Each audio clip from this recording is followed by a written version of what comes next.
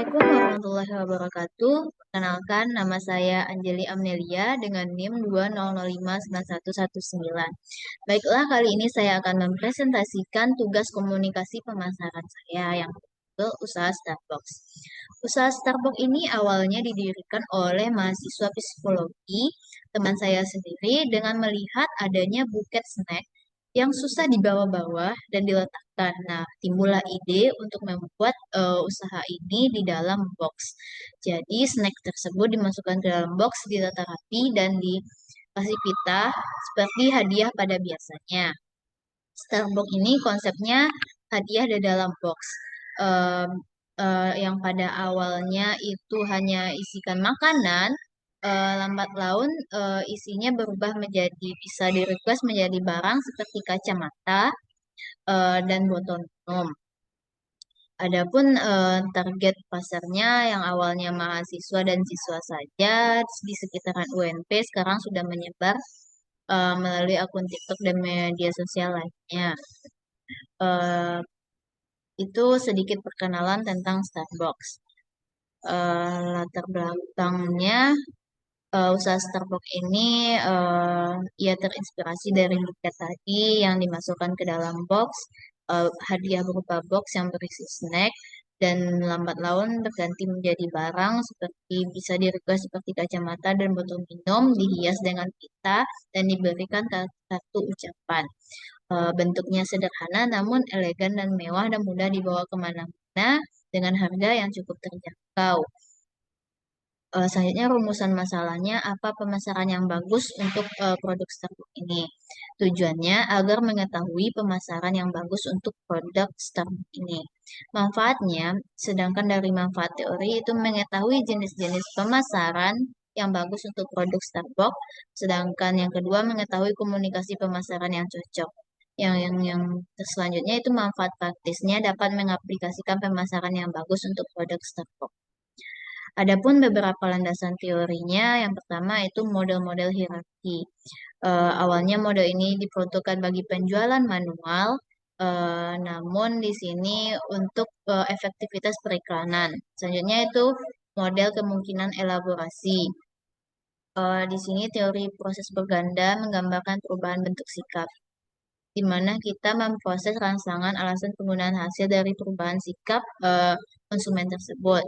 Yang ketiga itu teori semiotika, yaitu studi tentang dengan simbol-simbol sebagai elemen pesan komunikatif termasuk analisis sistem komunikasi seperti bahasa yang digunakan, gestur, dan pakaian. Selanjutnya itu teori pertukaran, menyatakan bahwa adanya interaksi antara orang-orang perlu dipertahankan melalui penguatan. Selanjutnya itu teori belajar sosial. Para peneliti sosial sepakat bahwa sebagian sikap, tata nilai, serta perilaku setiap individu dikembangkan melalui pengamatan terhadap model. Di sini kita melakukan pengamatan kepada konsumen. Selanjutnya itu teori tindakan beralasan. Teori ini dikembangkan oleh Martin Fishbein dan Icek Ajizen tahun 1975. Dirumuskan mengidentifikasikan berbagai komponen yang memprediksi perilaku. Selanjutnya itu perencanaan komunikasi pemasaran. Pada awalnya, apa bentuk komunikasi pemasaran yang digunakan? Pada awalnya, strategi promosi penjualan Starbucks ini di sebuah bingkisan yang dihias dalam box. Awalnya kami menggunakan personal selling, yaitu mendatangi satu persatu konsumen. Di sini kami menawarkan, memperkenalkan produk dan membawa sampel. Dan kami juga menawarkan bonus yang ditawarkan yaitu berupa kartu ucapan dan barang yang bisa dipilih secara random dan dibagikan diisikan ke dalam kotak. Dan konsumen mendapatkan diskon 10% dalam pembelian 2 kotak Starbucks. Itu penawaran awal yang kami lakukan. Eh, dan bisa di-request isi dalam box tersebut. Jadi bisa disesuaikan dengan selera konsumen. Siapa target pasar? STP-nya itu berupa segmentasi. Dilihat dari segmentasi demografi itu kaum milenial, kaum sekolah, serta geografisnya itu daerah sekitar UNP awalnya, namun seiring perkembangan media sosial kita mencakup seluruh Indonesia tergantung ongkos kirim yang ditanggung oleh pembeli apakah bersedia atau tidak. Lainnya itu segmentasi psikografis gaya hidup milenial. Tren ini biasanya untuk wisuda atau sempro atau kompre atau hadiah ulang tahun, anniversary dan lain sebagainya. Targetnya itu sekitar rumah yang mudah diakses dan seluruh Indonesia yang menyetujui ongkos kirim jika ongkos kirimnya melebihi harga barang. Selanjutnya itu konsumen. Karakteristik konsumen itu ada perilaku konsumen yang dinamis, interaksi dilibatkan yaitu meliputi antara penjual dan konsumen itu ada interaksi, terdapat barter. Selanjutnya itu terdapat barter yaitu ketika box dikasihkan dan uang dikasih pertukaran barang dan uang penjualan. Selanjutnya itu peran konsumen. Adapun pada UMKM ini peran konsumen yaitu pemrakarsa inisiator dan pembeli berpengaruh, pengambilan keputusan serta pembeli serta pembukaan. Adapun proses pengambilan keputusan oleh konsumen yaitu mengenali kebutuhan yang mereka butuhkan, lalu mencari informasi tentang kebutuhan tersebut, lalu mengawasi alternatif informasi, selanjutnya mengambil keputusan, baru evaluasi dalam pengambilan keputusan tersebut. Faktor yang mempengaruhi pengambilan keputusan ada faktor pribadi, bisa menyesuaikan Starbucks dengan harga, itu merupakan faktor pribadi. Faktor sosial yaitu eh, menciptakan interaksi yang lebih pelayanan yang baik. Selanjutnya faktor budaya itu membentuk persepsi positif, membutuhkan pembelian dalam kredit pembayaran angsuran. Selanjutnya faktor psikologi rangsangan membentuk simpati konsumen agar konsumen pemasaran akan produk pemasaran memberikan pengetahuan kualitas. Selanjutnya itu sumber informasi berupa media sosial yang tersebar itu IG Starbucks 123, TikTok Starbucks 123 juga dan WA di 082384095325. Selanjutnya itu analisis media iklan. Media iklan yang digunakan itu media sosial khususnya TikTok. Awalnya kami mencoba Instagram dengan nama Starbucks 123, namun Instagram ternyata masih minim untuk interaksi dengan pelanggan. Setelah perkembangan zaman, kami juga mencoba TikTok dan ternyata antusias konsumen di TikTok ini cukup banyak meminati produk kami. Nah, di situ kami membuat konten-konten tentang Starbucks ini dan mendapatkan apresiasi positif dari konsumen untuk melakukan pembelian produk.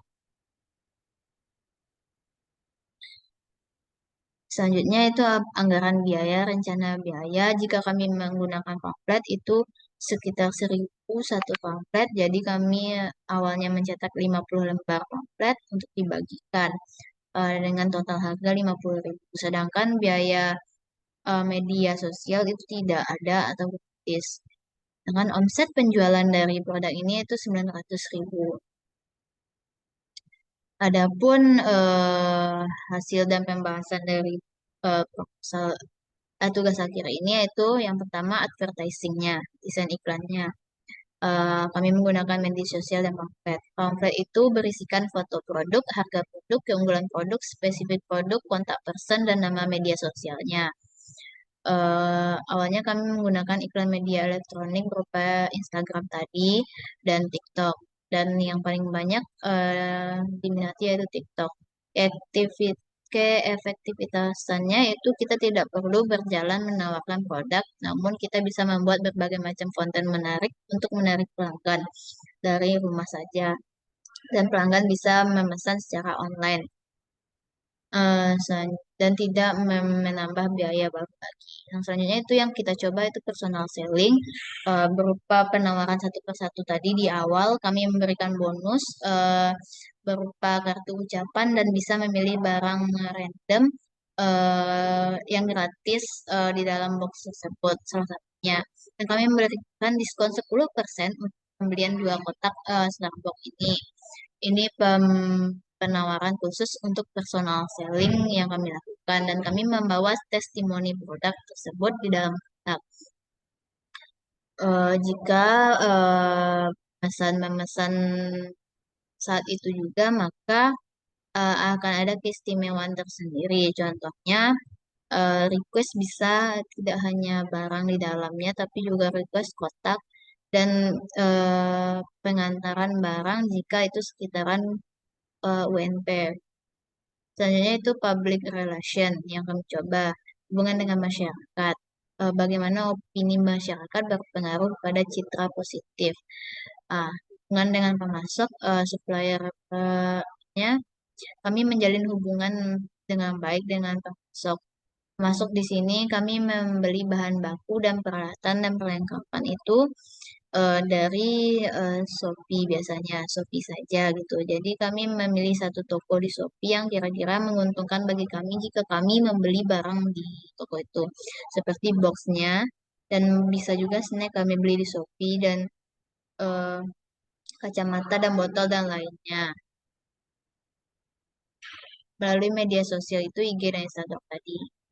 Selanjutnya itu kesimpulan. Banyak jenis promosi pemasaran yang bisa dilakukan oleh owner. Itu tergantung apa yang dibutuhkan owner pada saat itu. Dan begitu pun dengan media sosial. Bisa dipilih pada zaman sekarang ini untuk menaikkan omset penjualan.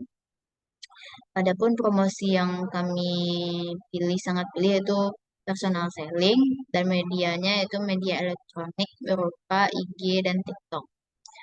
Sarannya itu sebelum memulai bisnis lebih baik melakukan observasi terlebih dahulu, melihat keadaan lapangan, apa yang sedang dibutuhkan oleh konsumen. Setelah itu baru membuat sebuah perencanaan untuk menjalankan bisnis tersebut.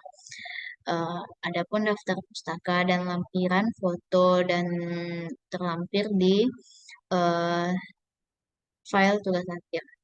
Oke, sekian yang dapat saya sampaikan. Terlebih dan kurang saya mohon maaf. Assalamualaikum warahmatullahi wabarakatuh.